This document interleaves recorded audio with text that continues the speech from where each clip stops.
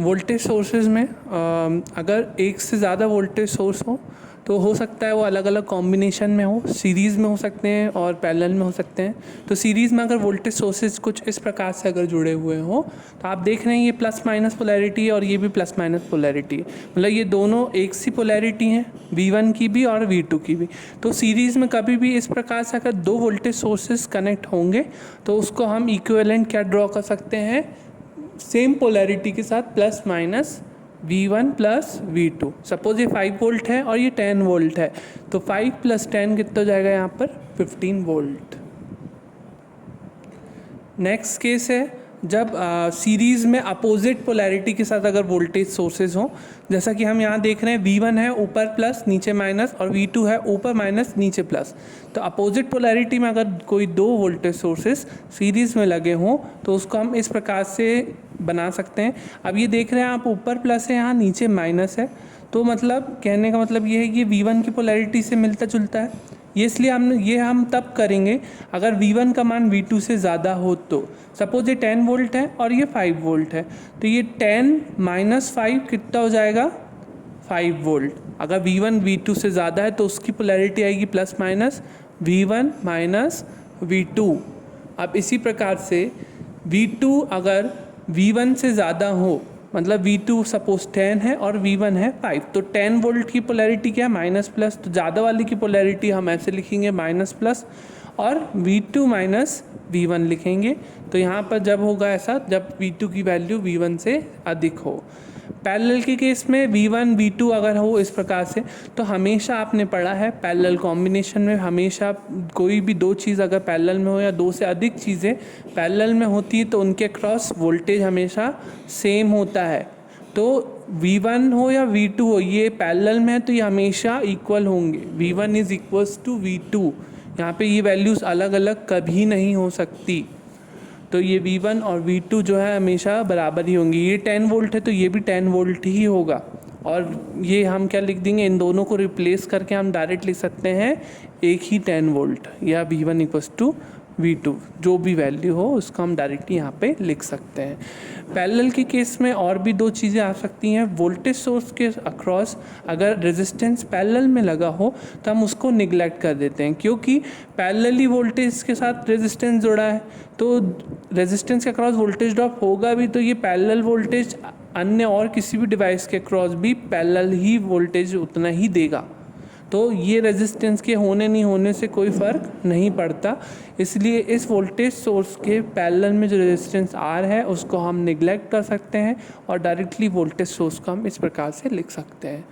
इसी प्रकार से अगर वोल्टेज सोर्स के पैरेलल में करंट सोर्स हो तो करंट सोर्स के भी होने से कोई मतलब नहीं होता, डायरेक्टली हम इस करंट सोर्स को निगलेक्ट कर सकते हैं और वोल्टेज सोर्स को हम इस तरीके से लिख सकते हैं। ये बहुत छोटी छोटी चीज़ें हैं, लेकिन ध्यान रहे ये आपको पता होना बहुत ज़रूरी है, क्योंकि सर्किट में कहीं भी ये अप्लाई हो जाते हैं और अगर आप ये अप्लाई नहीं करते हैं तो आपका क्वेश्चन गलत हो सकता है। तो ये छोटी छोटी चीज़ें आपको बहुत ध्यान से पढ़नी है।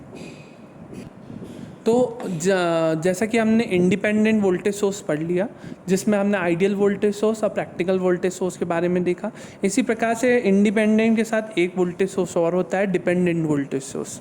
डिपेंडेंट वोल्टेज सोर्स वह सोर्स होगा जिसमें वोल्टेज सोर्स की क्वांटिटी को हम किसी अन्य वोल्टेज या करंट से उसी परिपथ में होगा तो उसके द्वारा नियंत्रित किया जाता है। तो ऐसे वोल्टेज स्रोत को हम डिपेंडेंट वोल्टेज स्रोत कहते हैं। तो डिपेंडेंट वोल्टेज सोर्स को हम कभी भी इस तरीके से रिप्रेजेंट करते हैं डायमंड शेप में।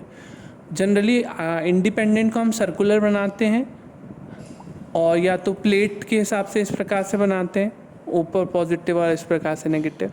लेकिन डिपेंडेंट को हमेशा ध्यान रखें, डिपेंडेंट वोल्टेज सोर्स यहाँ पे हमेशा इस प्रकार से डायमंड शेप में दिखेगा आपको। ये प्लस माइनस होगा तो ये वोल्टेज सोर्स मतलब डिपेंडेंट वोल्टेज सोर्स, और यही अगर इसके क्रॉस कोई डायरेक्शन है एरो तो डिपेंडेंट करंट सोर्स हो जाता है। तो ये आप सर्किट देख रहे हैं, यहाँ पे ए बी सी कोई भी एलिमेंट्स हो सकते हैं। तो यहाँ पे ए बी सी एलिमेंट्स कुछ भी हो सकते हैं, चाहे रेजिस्टेंस हो इंडक्टेंस हो कुछ भी हो।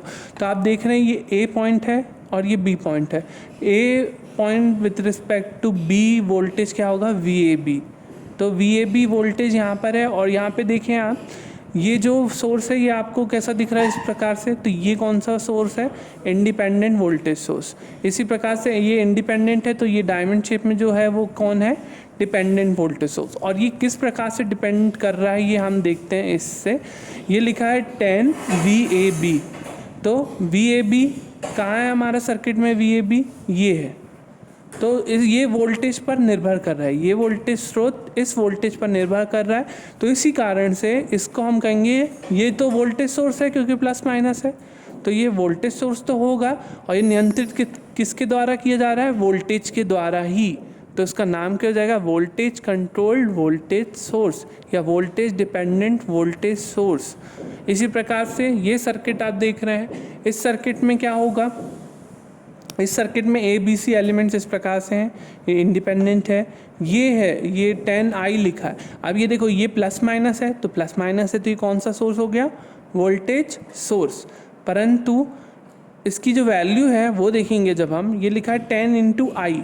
अब ये जो I है, ये I कहाँ दिख रहा है हमें, यहाँ इस पर्टिकुलर ब्रांच में जो बह रही है धारा वो है I, तो इस I पर निर्भर कर रहा है ये वोल्टेज सोर्स, इसलिए इसका नाम क्या हो जाएगा, current controlled current, sorry not current, it's voltage source, current controlled voltage source इसका नाम होगा। और यहाँ पे भी करेक्ट कर लीजिएगा, वोल्टेज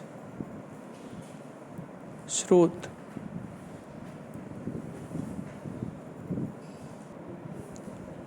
कुछ क्वेश्चन है आपके लिए, जैसे कि फर्स्ट क्वेश्चन यहाँ आप देख रहे हैं, 2 वोल्टेज सोर्स ये लगे हुए हैं, इसका इक्विवेलेंट क्या आएगा, इनका इक्विवेलेंट क्या आएगा, इन दोनों का इक्विवेलेंट क्या आएगा।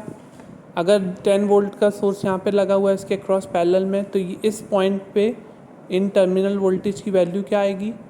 और इस क्वेश्चन में आपको V की वैल्यू क्या मिलेगी यहाँ पे इन टर्मिनल्स के क्रॉस, अगर इस तरीके से 2 सोर्सेस वोल्टेज और करंट सोर्स कनेक्टेड है, और यही सेम अलग पोलैरिटी में है, ये माइनस प्लस है और आपको टर्मिनल वोल्टेज प्लस माइनस में लिखना है, तो कितना लिखोगे। तो ये क्वेश्चंस आपको करने हैं, और इन क्वेश्चंस के आंसर आपको गूगल क्लासरूम में क्लास कमेंट्स में 1 का आंसर क्या है, 2 का क्या है, 3 का क्या है, सबको आंसर देने। जो आंसर नहीं देगा उसकी अटेंडेंस नहीं मार्क होगी, ये ध्यान रखें। सबको 1 का आंसर क्या है डैश करके लिखना है, 2 का क्या है, 3 का एक ही मैसेज में लिखिएगा, और अलग अलग नहीं भेजिएगा कि 1 ये 2 ये, एक ही मैसेज में लिखिएगा 1 डैश इतना वोल्ट आंसर, 2 डैश इतना वोल्ट आंसर, 3 का इतना वोल्ट, 4 का इतना वोल्ट, 5th का इतना और 6th का इतना। तो ऐसे एक ही मैसेज में आपको टाइप करके लिखना है, और जिनके क्लास कमेंट्स में आएंगे जवाब उन्हीं की अटेंडेंस फाइनल माना जाएगी। तो ये आपको इस प्रीवियस सेक्शन के अकॉर्डिंग क्वेश्चंस करने हैं।